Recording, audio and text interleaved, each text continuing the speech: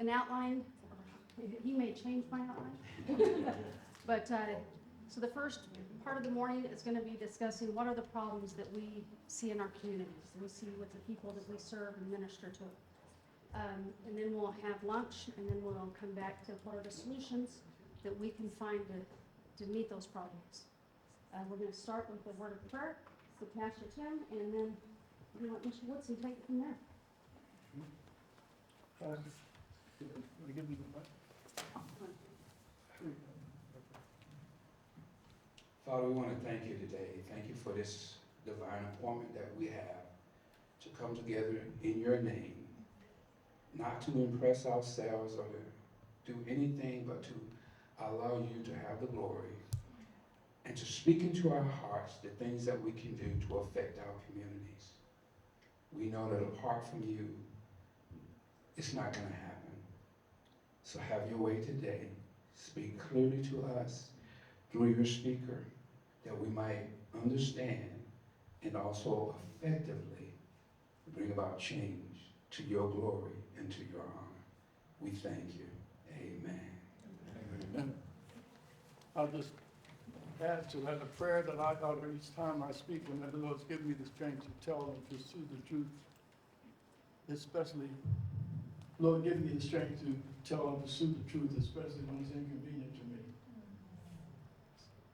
And that's what I want to also, again, introduce my colleagues.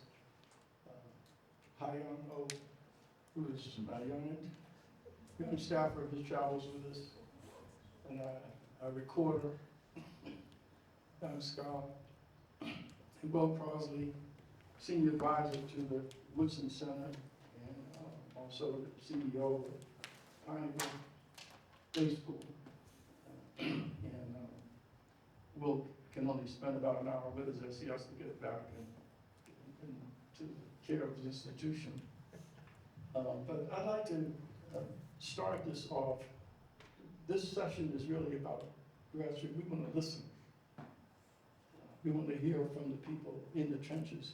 But I want to talk to you a little bit about the important role that you play. You saw it in my speech yesterday. I talked about how blacks, the condition of Black America is being used as a weapon against the country.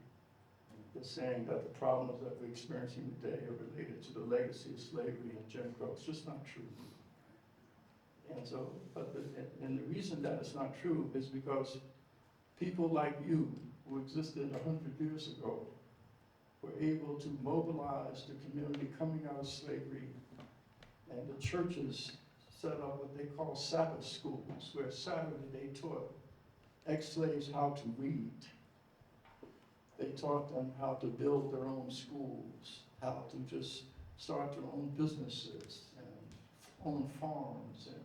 But it was it was the institutions like you that existed back then that enabled the Black community to thrive in the face of oppression. That we are never defined by the worst of whatever happened to us, but we are defined by how we respond to it. There was two men. They were raised by an abusive father. One of them grew up to be a drunk and abusive to his children the way his father was. The other became a very responsible family man and raised his children. And so they asked each man, how did you get in the state that you're in now? Both of them gave the same answer, my father.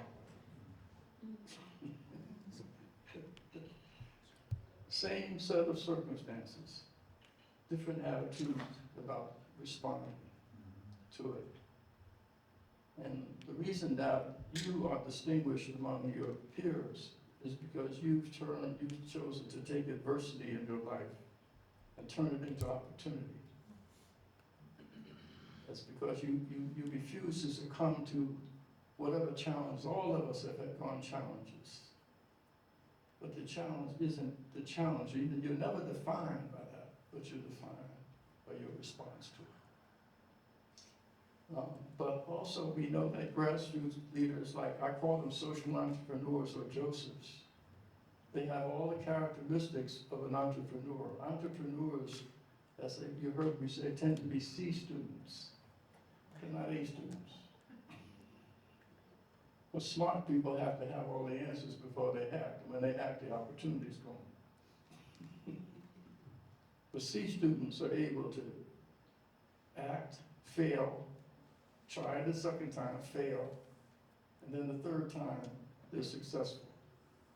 That takes resilience. That takes confidence in yourself.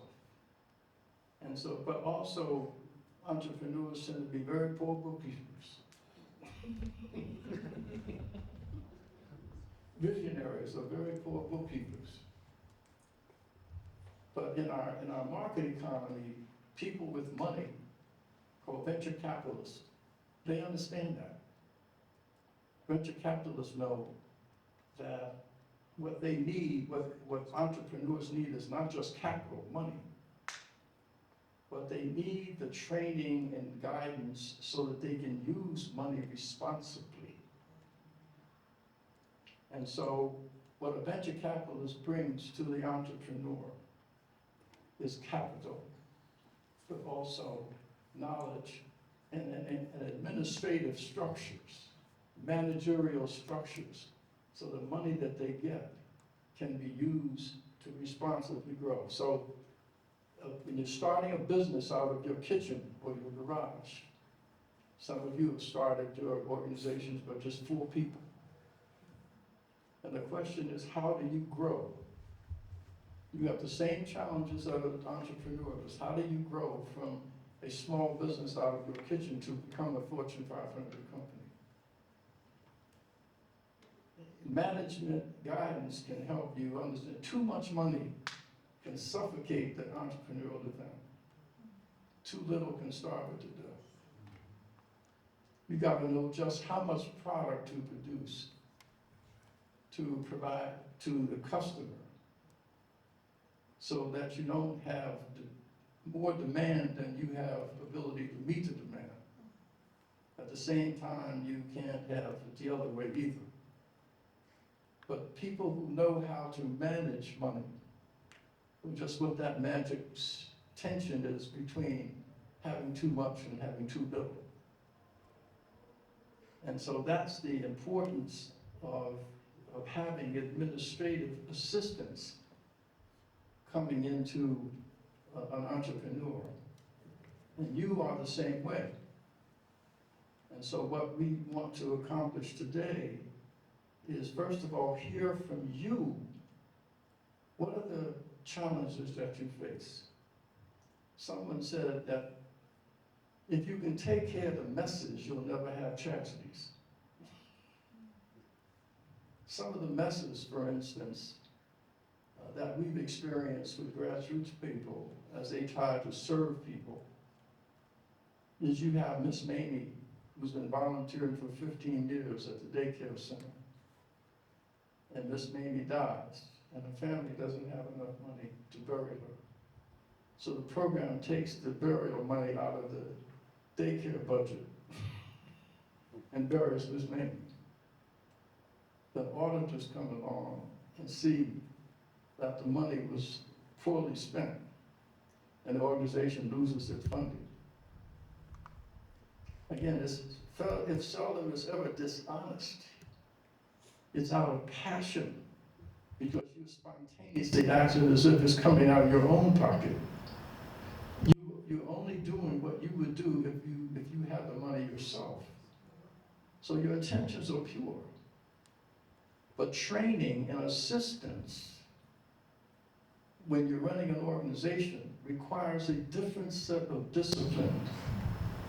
So part of the training has to be dealing with your passion to help people.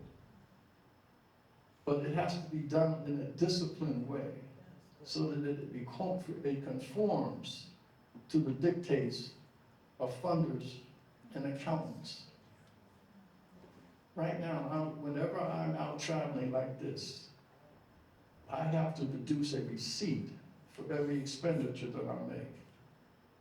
And I'm very poor at keeping track of receipts. And so when I get back, and Hattie, my assistant, said, Bob, can I have the receipt for the restaurant when you took 6 people? I said, here. She said, no, I need the long version, the one with all the details. Well, I don't have that. Guess what? It comes out of Bob Woodson's pocket. Because I have to be consistent with what I'm requiring for everybody else. And I can tell you, I have paid a lot of money.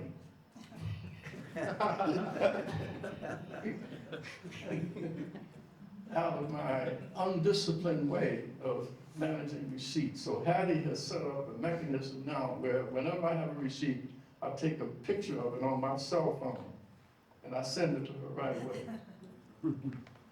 Or I let Hai Young pay it and sign it to my room, and he takes a picture and sends it.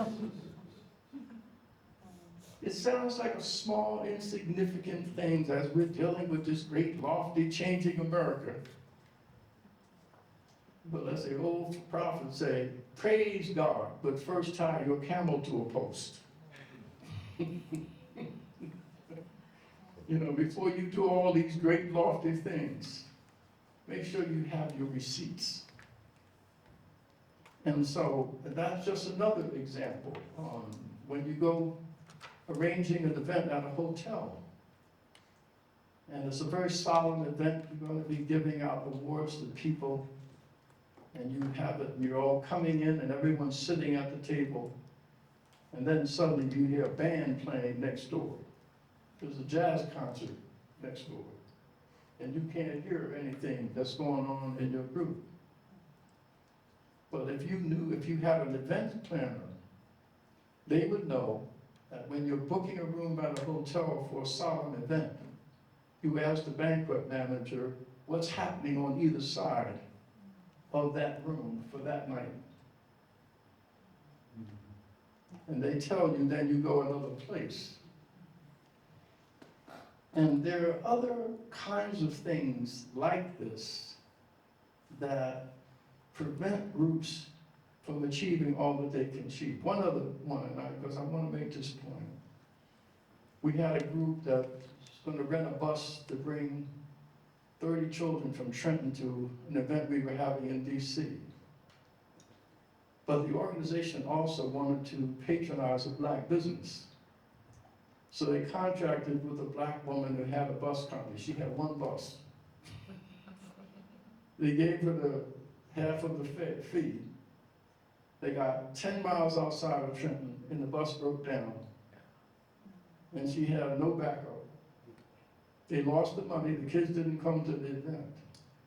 You cannot mix agendas. Your desire to patronize a black business is lofty. But that is in contradiction to your goal of getting the kids to the event. And so what you should do is go to a bus company that has a number of buses, that has experience, so that if something like that happens, you're protected. These are just a few examples of the challenges grassroots groups have as they operate. We say to our groups, we place a lot of emphasis on training. We say you can motivate, agitate, but can you operate? Let me say that again. You can stimulate, agitate, and motivate, but can you operate? That's the challenge, is how do we operate? And that's why what we do at the Woodson Center is that we have huddles with grassroots groups. And this is why I wanted to have this session, because I want to hear from you, what are the challenges that you've had? Have you had any kind of setbacks like this? Another setback that you do three things that you probably are unaware of that makes you effective. Some of the things you do are where you take children to events and you do activities with people. That's the obvious one. But the second quality of you, it's the invisible. It's the spirit behind what you do. It's the depth of relation. People trust you. And then in the third one is what we call the illegible. That you're doing more things than you realize you're doing. Just like when I met Pastor Freddie Garcia in San Antonio, Texas, they have a drug recovery program, Christ-centered drug recovery program. And I said, Freddie, if I didn't know any better, all you would do is get people who've been under bridges for years, and you bring them into your facility, you give them a meal, and you give them a Bible, and you pray over them, and you sing and hoop and holler, and then they're cured. I said, but you do more than that. So I sent the writer to spend 4 days walking through the ministry. And she said, these are 7 things that they do when someone walks through the door. And then she listed them. So what somebody outside can do is take the things that you're doing that's illegible and make them legible. So the next time Pastor Freddie hosted a group of people, he had a PowerPoint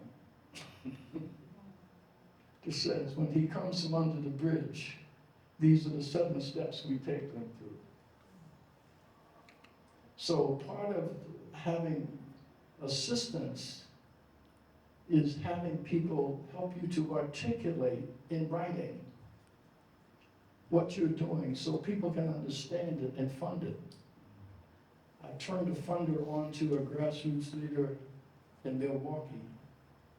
After I talked about the Joseph, how do you identify legitimate Josephs, he said, Bob, I found just the Joseph that you talked about. And I walked up to him and I said, I need to give me a proposal so I can take it to the Bradley Foundation Board of Directors. But what I got, I couldn't take to my board. It was misspelled words. It was not clear what the mission is. They didn't say what the goal was. The budget was kind of messed up. You know, normally groups like us would be disqualified for funding. But what we did at the Woodson Center is that we believe that grassroots groups should not be judged by the inability to express themselves in writing. But you must express yourself in writing if you want someone to help you. So you need help.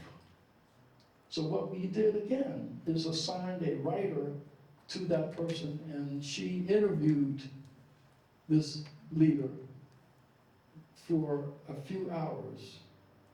And then she wrote up what she found. She found out he was doing twice the amount of things that he said he realized. But what we did was write into the budget money for an administrator, a writer, a bookkeeper,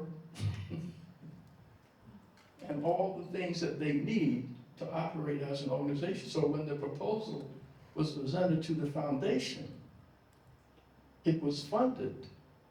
But now the grassroots leader had administrators, structure, people around them who knew how to manage. And they were able to go on. Okay. Does this make any sense to y'all? So, so that's it. And stop me at any time with any questions about anything, please. I want just, and I'm not going to be talking all day. I want to hear from you all. But I just want to set the table. The other piece I want to say about grassroots people, and you should keep in mind, that you have no permanent friends or permanent enemies, just permanent issues. No permanent friends. The answer will not be found in politics. It will not be found in partisan politics. If you go to any high crime, drug infested neighborhood in any city in the country, you can't tell which political party's in power. You can't. There's very little consequence given the current structure of how we deal with poor people. There's very little evidence that either political party knows how to best address the needs of the poor. They must be educated as well. And so, no matter how well intentioned, because the whole structure of how we help poor people today is aligned against their interest, because it relies upon paid professionals to deliver services to the poor. Most of the money goes to people who don't know anything about the people you serve, but they get paid to serve them.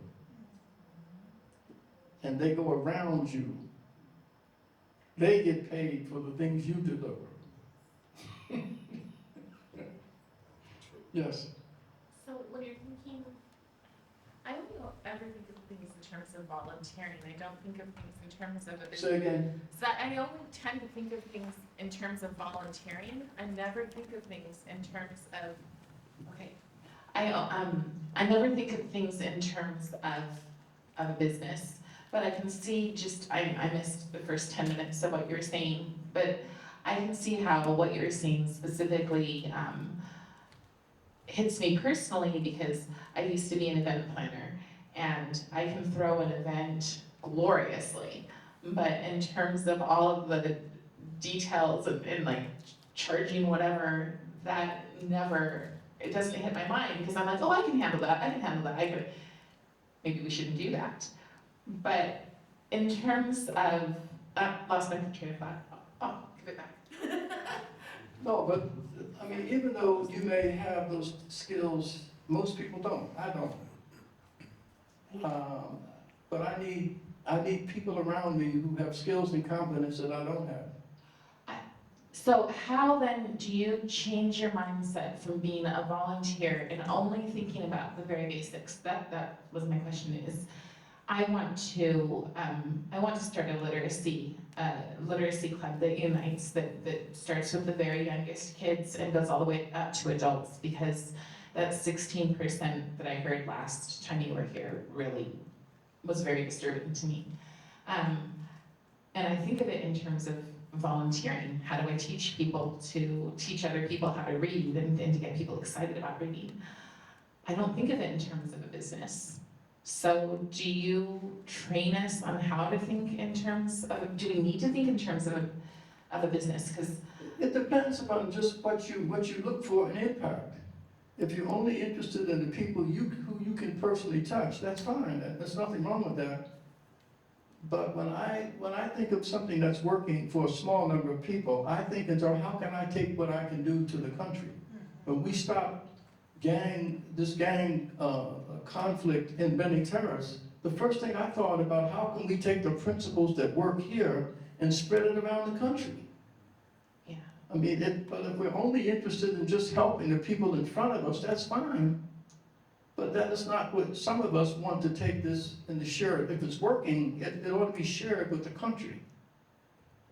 So it has to do with what your goals are. Because some people are just content with volunteering and helping the people in their immediate community, and that's fine. I'm not trying to make a judgment that that's bad, but if you are doing something that works, if Pineywood School is able to take children from the same demographic that are failing in the public schools, where Baltimore has not a single child in 13 schools who can read at grade level, and Pineywood takes that same demographic and 96% of them go on to college or post-secondary, that is something the country desperately needs to know why it's working in that situation.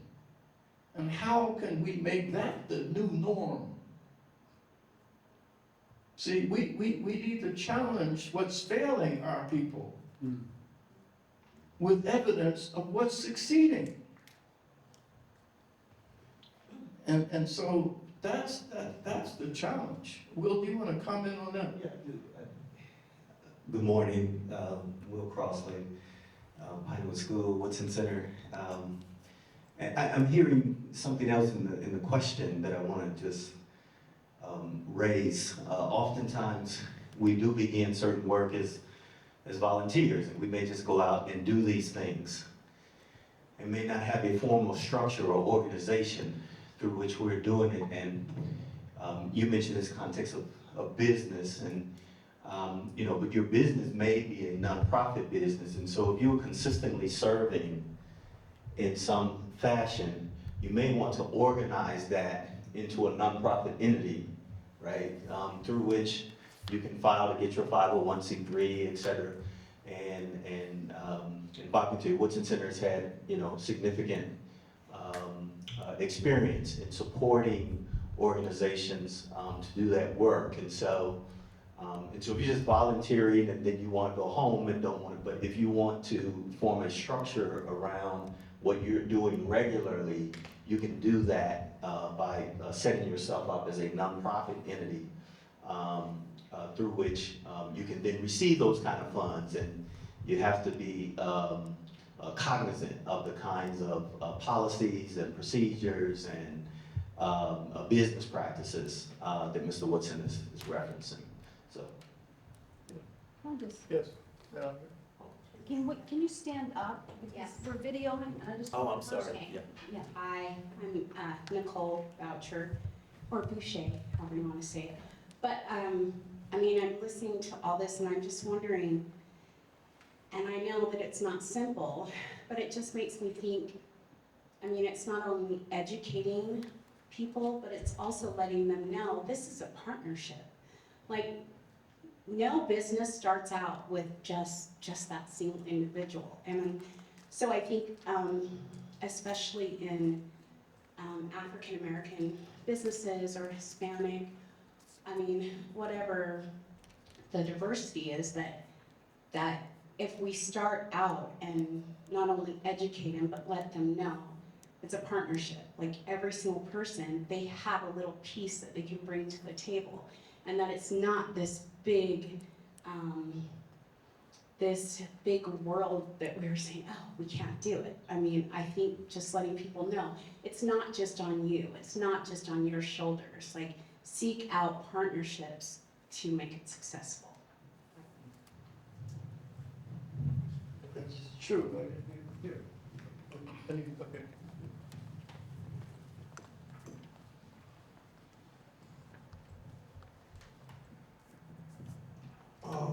Well, Mr.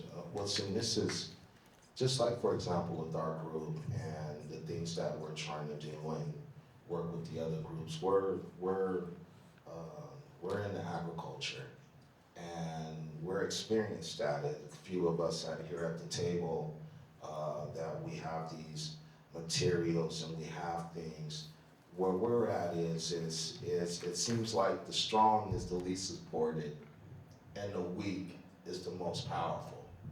So we may have experiences in what we do, it's just that trying to get through the door or figure out how we gather things in. Just like, for example, we're gonna try to start a micro school. So we need a building, we need all these things, and we're suspended as African Americans, we're suspended in midair because, for example, people would figure that the Black Chambers of Commerce would help us, or certain things, but the problem with that is if you're not under what they feel in their covenant, you are them. That's where we get damaged as African Americans here in Utah, that they don't help us like that. So there's a lot of strong-minded idealists that's here as African American, better yet, just diversely, just coming together. As African Americans, we have to work with people, or we will be suspended in the air into a failure. So we don't have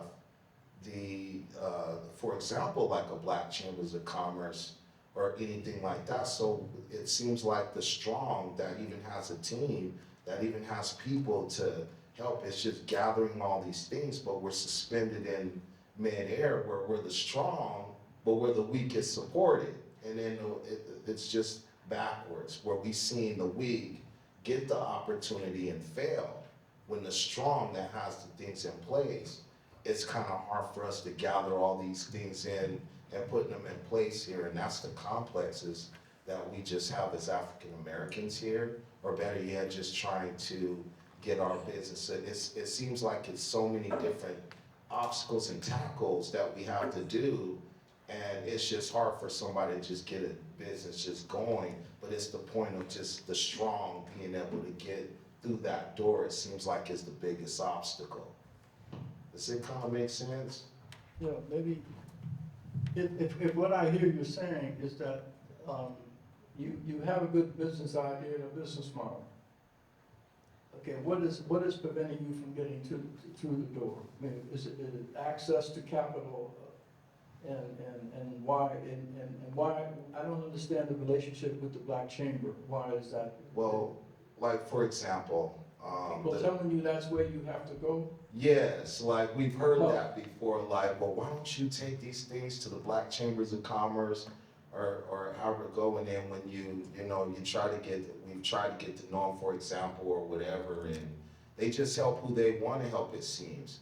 But I've seen most of my friends, or most of us that have these, these brilliant ideas, that we're suspended where we don't have nowhere to go, and there's plenty of ideas that I've seen here in Utah, that's even among a whole city that where I'm from, and they just don't get that support like that. Well, part of what we had to deal with at the Woodson Center is that corporations and people outside don't know how to distinguish between you and somebody who is a race grievance merchant. You know that? So what they do is they tend to support those who are the loudest, the ones who are attacking them most. In fact, I did this article, I did to share in the Wall Street Journal a couple of weeks ago on that, when I was at a dinner with the senior vice president of HSBC Bank. First time I met him, and he was out in an organization, and they were talking about the capitalism, how rotten it is, and corporations are awful and all that stuff, and then they said, I want to thank HSBC Bank for sponsoring this banquet. And so I turned to this guy, and I said, you all pay for people to attack you? So if I want to get funding from you, all I got to do is cuss you out for breakfast, and they come begging for my dinner. And so he just got embarrassed. But what I did was say to him, there's another way that you can serve and get your corporation brownie points. Let me introduce you to responsible people like yourself. So we introduced them to responsible business people and not-for-profits.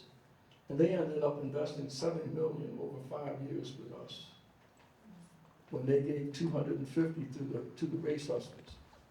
So part of the challenge, that reason that we came here today, is that we got to position ourselves, so we open ourselves up to a whole different set of resources by distinguishing you from the race hustlers.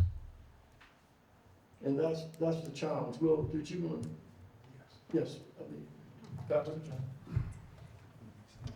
Can we let Judy say something first? She's been over there waiting for stuff. And then, yeah. You may want to kick me out after I get through with this one. I don't know if some of you know, but I was the person in charge of the statewide the 2019 tax referendum. And we had media and everybody saying how stupid I was, how we couldn't get it done. Okay. We did it, and the reason I think that we did it is had a good plan starting out. Another thing we did, that I did personally, is my team. I didn't care about color. I didn't care about race. I didn't care about religion. But I did care about the plan that we had. They were raising taxes on food, gas, and other things. Took that and focused on the goal and made that goal the prime objective for everybody. We had 3 things that we went after, and we didn't deviate from those goals. And we were successful because we worked together. We didn't think about your status in in the community or anything? Were you willing to take the chance on getting this done, even when they said it couldn't be done? And I kept telling the people, it's like that little book, the train. I think I can, I think I can. Yes, we did it. So when I'm doing something, I try to see how I can get people to work together in even the differences. The one thing that I have found, Dr. Woodson, and I'd like your response to it, is there's wonderful programs out. I'm really concerned about our tax dollars and how they're being spent. So we've got programs that are out there that are excellent, but the powers to be won't let those good programs succeed sometimes because of the competitive nature of getting that dollar. And I think that's a little bit what you're saying is, and I can give examples to it. We have the Other Side Academy. Those dollars they're private dollars, and they're being used wisely. But now they need a little help. The shareholders that have the homeless shelters and stuff, they resent it. Or you have power brokers that want to control the organization instead of letting the organization be like they want it to be. And there's so many of those out there that we should be focusing on helping them and trying to get them to, because they're really wanting to work with others. So it's the competitive nature, I think, sometimes of dollars that keeps some good organizations from succeeding. How would you take care of that? Well, first of all, I think what you're bringing up is a separate agenda Okay, than dealing with policies that inhibit business is one thing. And that's an agenda, but I'm not so sure that can be addressed. You gotta put first things first. Even if opportunity were to show up, if they don't have the structure to respond to it, then there'll be a reason to dismiss them. Right, and I think the structure, I think that was really important that when we did the referendum, we had a good structure and making sure that there was buy-in from people. You're right, I think that's. No, but I'm just saying that part of what's the challenge here, I think, is that you can't mix all of these agendas. You gotta be very intentional, you gotta be very pedestrian, very smart. It's like, this isn't the place to deal with DEI, and I feel strongly about it, but, that needs to be addressed. But what I want, the reason I'm spending this time with you is because we need to get grassroots people ready, so when opportunity presents itself, you qualify. But if we just concentrate on policies that will treat these groups fairly, and they can't show up to the table ready to take advantage of it, then we're wasting our time. And that's why we at the Woodson Center feel very strongly that we've got to strengthen our grassroots organizations so that they can, yes, Will. Hmm? Oh, okay. Will you finish? Yeah. Oh. Okay, go ahead. One of the things I wanted to say is, Marcus, you said that when you have these great ideas, that different people shut you down with these ideas, right? Well, not really shut us down, it's just not being a part of their, I'm including them. not including, so basically almost like a foot on our neck from our potential of, maybe I don't know if it's because I have brothers like this or whatever the case, when we come to the table, we show the package or whatever it is, and then they just brush us off, like, cause we're not a part of that section or that Does it make sense? Yeah, yeah, yeah. But what I wanted to say about that is, I'm learning a lot this morning. I mean, we've only been here a short period of time. But one thing you said that was extremely important is that it's not so much the idea, but to get something that's working. And when you get something that's working, the people that are gonna fund you, they emotionally get tied to what you're doing. That's right. And they're gonna be a part of what you're doing, and that's why they're getting involved. But if it's just an idea, there's really nothing for them to attach themselves to. So, and again, with the ground roots, if you have an idea that we can, I mean, because you've got help to get it started and get off the ground and get some sort of evidence and testimony, somebody's life changed, something that you can say, this is what we do. Hey, Ron, believe it or not, you know, my objective and my goal is to change the graph of there's ties to this because our education is off the graph. When it comes to African Americans, and I worked with Joseph Carey, and the idea and the mindset of what we're trying to do is not only a business, but also it ties into our children and help move that graph, that educational graph.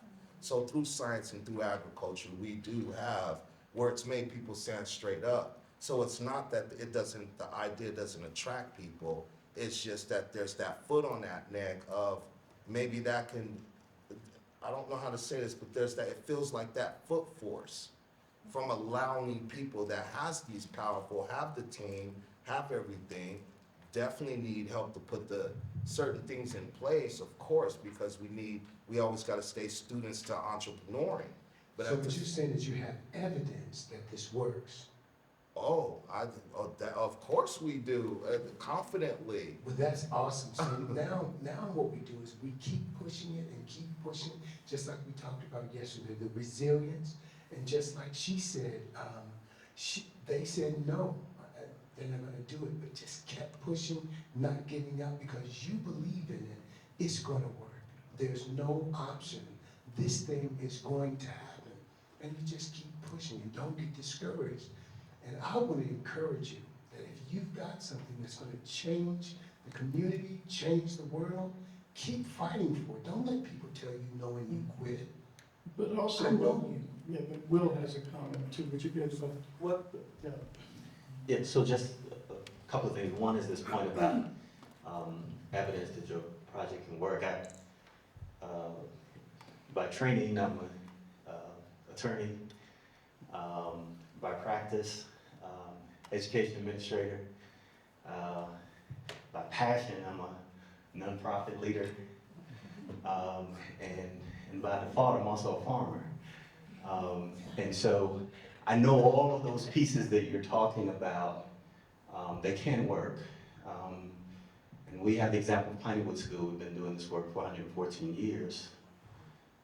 One of our funders at Woodson Center called us because there's a person in Georgia who's trying to stand up a facility similar to ours. And to your point, he's a young man, but he's already gotten going just with what he has. And people have bought in, passionately have bought into the work that he's doing, but he needs support.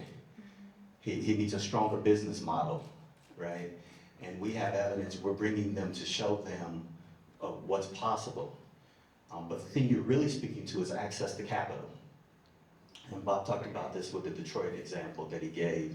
Sometimes you have people out there who have a great opportunity, a great business model, great business plan, but don't have access to capital for a variety of reasons.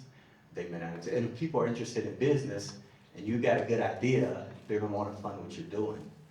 But to the point of resilience, which is the point I really wanted to make, one of our trustees at Pineywood's entrepreneur, she has her own business, she's done extraordinarily well. But she'll tell you when she started, she was sleeping on the floor of her office when she bought her first business. And 40 banks turned her down before one decided to fund her. And she's now wildly successful, right? And so that resilience point of going after the capital that you need in order to be successful in your work is critical, so. Plus, what we're doing at the Woodson Center is using some of the social capital we have developed at the national level so that we are our influence to open doors for people like you. So people are now coming to us because of our current crisis and saying, what we have been funding has not worked. Can you tell me what does work? And so part of the reason that we're here is that Woodson Center wants to partner with people like you so that you won't be so frustrated, that we can get people to listen to you who would not listen to you on your own. And that's how we can trade on our skills and our talents. And so that we don't operate anything at the Woodson Center. We're like, as Will said, the cupbearer. We connect Pharaoh to the Josephs. But our job is to recruit the good pharaohs. So we got more pharaohs coming to the Woodson Center now as a consequence of our public persona. But also, what gives us legitimacy, we share with them your successes. If they want to know whether kids from this demographic can be taught, or the teachers union saying that they're not teachable, well, that's not true. Let me take you to Pontywood, as I have taken people to Pontywood. And once they see kids being taught and transformed and redeemed, then they write checks. And so part of our task is to validate one another. See, you validate us, and we in turn validate you. And that's the kind of Pharaoh-Joseph relationship we should be seeking. But in my talk yesterday, I talked about, for example, in Detroit, when the pastor could not get funding to buy these 50 boarded up houses in his neighborhood that the drug dealers were running in and out of, because the insurance company would not insure them. So the banks therefore could, so see that the banks required that the insurance company insure them for their replacement value, not their construction cost. And they were redlining. Now, if you approach that situation of the pastor and needing a house from the position of race and protest, then you get money to picket the insurance company and picket the bank.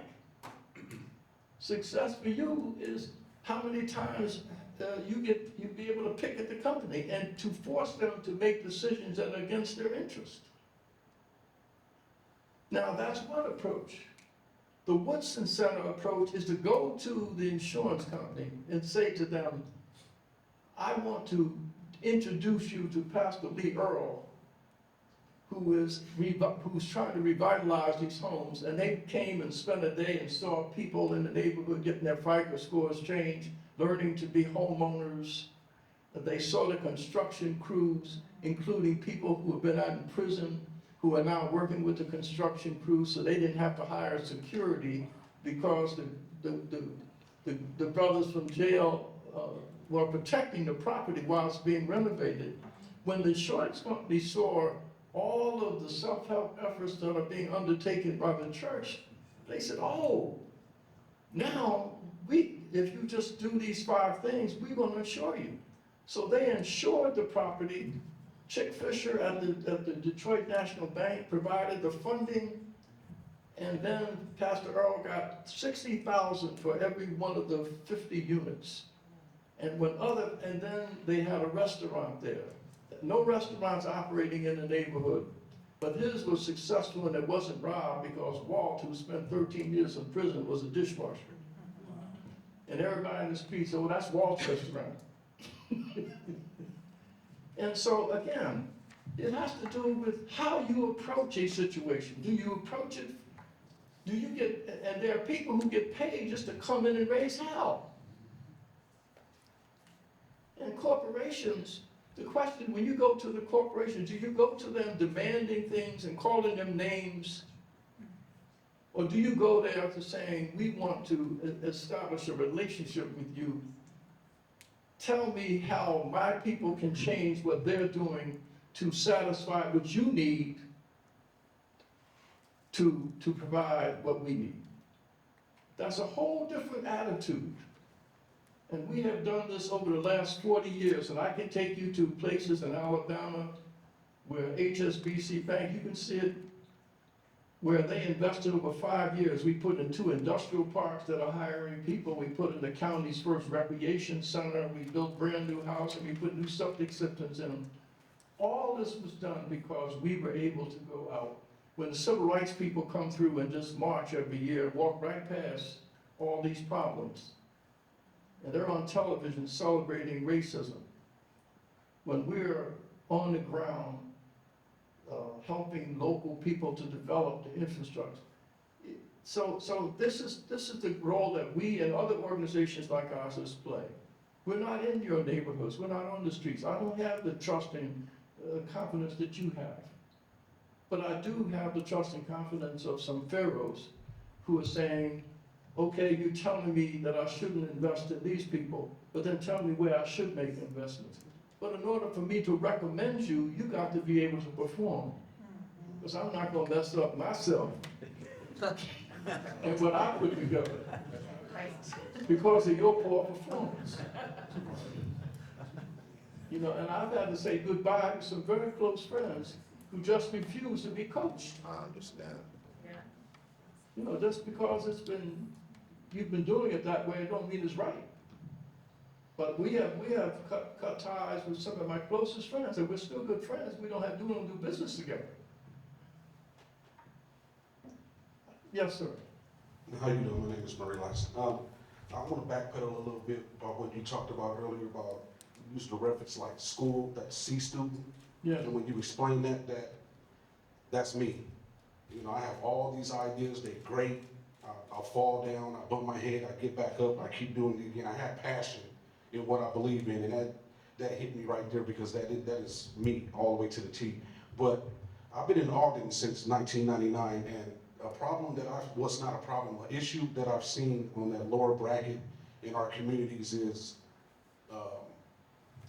we have households with not both of the parents. You see, and that's a big issue because you have to have that structure there. I have 5 kids. My household was like that. Our household was separated, so that structure couldn't stay there as powerful to, you know, be there at the bumps and scrubs that we go through in life. But what I've seen here is our problem is we have to work with the single parent in the house to try to bring that support to the other side that's missing, because in that way we can instill different things that part that's missing there. And I see it, and that's what my passion is now to, you know, especially dealing with the passion, what you said, and having disciplined passion. See, I have all this passion. It's like uncontrollable. I have enough passion to give everyone in here, and I still have a little bit left.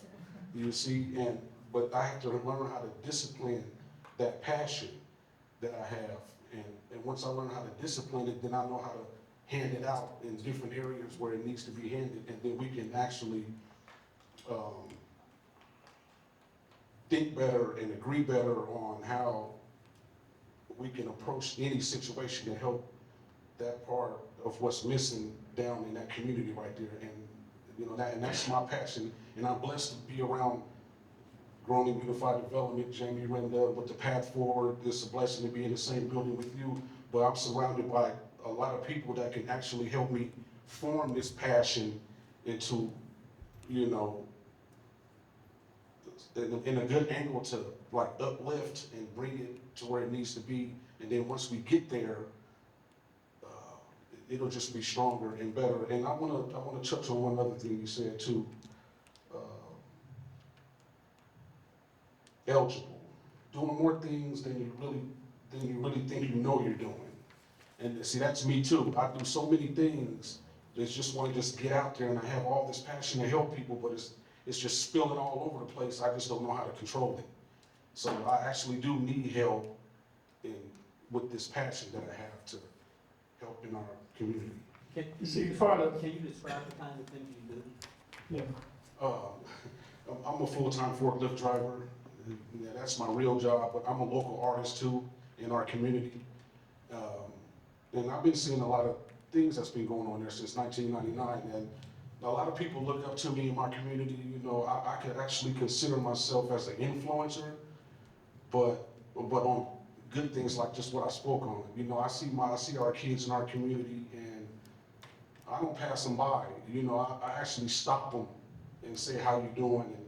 And, you know, especially another person of color. You know, we can't walk with our head down like that. And when I see them, I want to uplift them, like, say hi, or you say something to the brother, or whoever you're running into, or whatever person you might see. But yeah, that's my life. You know, I'm 50 years old, and I've been living here for 50 years on this earth, and now I've been paying a lot of attention to Dr. Woodson on the things that he says and the things that he talk about. She can tell you, I sit here and watch your videos and take notes and learn. And now that my eyes are open to more things, it's like I'm educating myself on what I've been missing the last 50 years because I can't say the situations get blinded to where it's a distraction. You know, we get distracted by what's really going on over here to try to be able to help in our community and be able to control that passion to give us better opportunities to provide, or give that person the skill to do better, or because I wasn't there on those levels. You know, it took me time to actually educate myself, get stronger, get my kids out of a situation that I didn't want them to grow up in, and it seemed like it worked for me. So now that I'm here at this point, it feels like I'm at my strongest now. So I just need a little bit more help to structure what my passion and what I believe in, and I believe that it will work. Lucy? I just want to say something like, he did the hip hop, no violence in hip hop with Antoine and Lorenzo. And, so anyway, he does all kinds of things. And Joe's gonna have to come over here and get the microphone, I guess.